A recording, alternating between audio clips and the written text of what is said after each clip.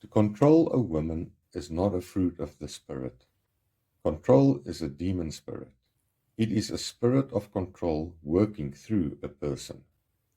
No man has the right to control any woman, even if it is your own wife, in deciding for her how and when she is allowed to do ministry.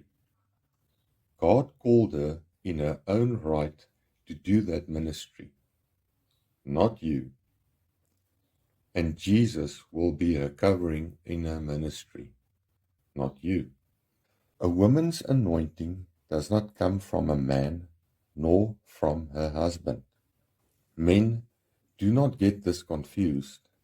Nowhere in the Bible does it say that women, even your wife, cannot be in her own ministry, in her own capacity, if not under the covering or leadership of a man.